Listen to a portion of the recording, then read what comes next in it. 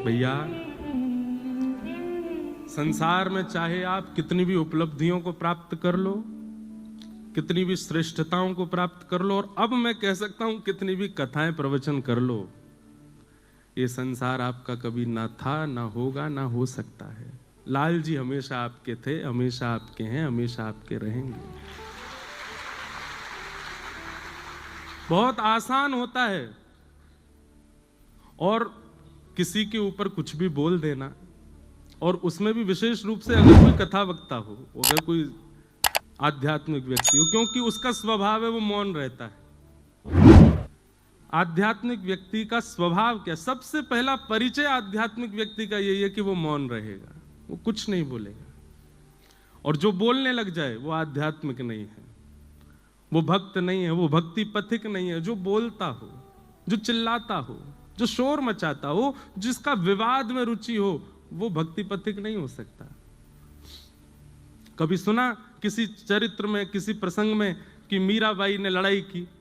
कभी सुना कि गोस्वामी तुलसीदास जी ने युद्ध किया?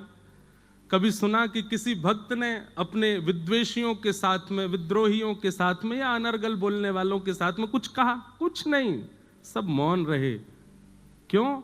उन्हें फुर्सत कहां अपने ठाकुर जी को याद करने से।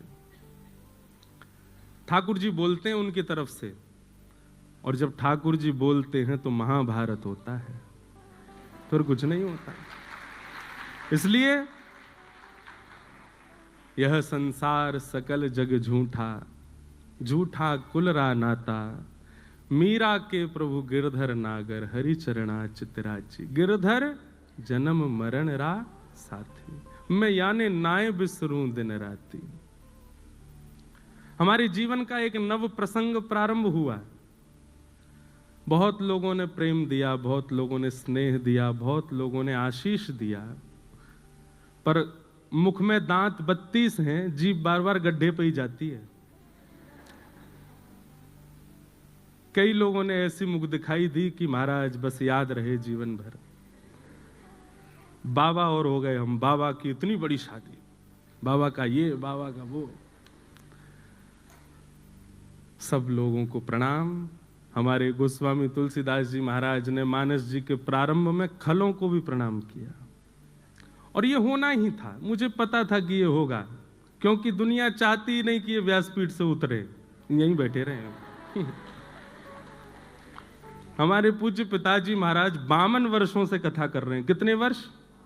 यहां पर कितने लोग ऐसे हैं जिनकी आयु 52 से कम होगी? 52 वर्ष नहीं होते। अरे आजकल के भारत में सब्जी बेचने वाले व्यक्ति भी अगर 4 साल लगातार सब्जी बेच लेते हैं तो भी उनका भी इतना हो जाता है कि वो अपना घर भी बंबई में बना सके, दिल्ली में। वैसा इतना योग्य हो गया है भारत। वो अपने पुत्र का विवाह यदि अच्छे से करें तो इसमें क्या दिक्कत? और भाई, सबने सब बातें कह दी, लेकिन किसी ने एक बार भी ये नहीं कहा उस विवाह में एक वस्तु भी बिना प्याज लहसुन के नहीं थी। सब में, कुछ ही में भी कुछ नहीं था, सब कुछ नॉन ऑनियन गार्लिक विवाह। और सुनो, नॉन अल्कोहलिक विवाह।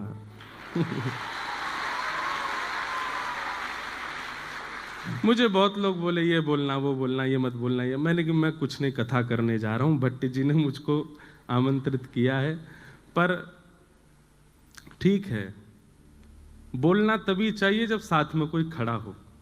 और मेरे पास मेरी भागवत जी हैं, इनके सानिध्य में आकर के मैं थोड़ा तो कुछ कह सकता हूं, नहीं तो अतिशय मौन भी दोष धारण करा देता है, दोष को प्रकट कर देता है। लोगों को कुछ भी दिखा, पर मुझे उसमें भी मेरा एक उद्देश्य था। भक्ति पथ पर हजारों लाखों बालक मेरे साथ चल रहे हैं, सबको लेकर के मैं चल रहा हूं। हमारे लाल जी को प्राप्त करने के लिए सबकी आवश्यकता है, माँ, पिता, बंधु बांधव, और एक गृहस्थी को जिस नव पड़ाव की आवश्यकता थी वह भी हुआ। संसार भैया, जीवन के 4 ही दिन बचे हैं, बहुत लंबा समय नहीं है हमारे पास में। एक दूसरे को पकड़ के नीचे गिराना, ये करना वो करना, उसकी निंदा स्तुति करने में समय निकल जाएगा। भगवत प्राप्ति कब करोगे फिर?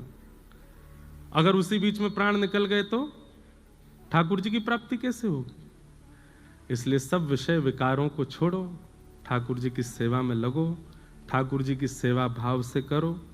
हमारा उद्देश्य, मैं तो पहले ही कहा है हमेशा, कि आप एक चूक करके तो देखो, चूक नहीं भी करो तो भी लोग आपको पकड़ेंगे। ये संसार का नियम है, स्वभाव है, स्वरूप है। और उसमें भी आध्यात्मिक व्यक्ति पर तो कीचड़ उछालना सबसे आसान होता है, क्योंकि उसका स्वभाव मौन होता है।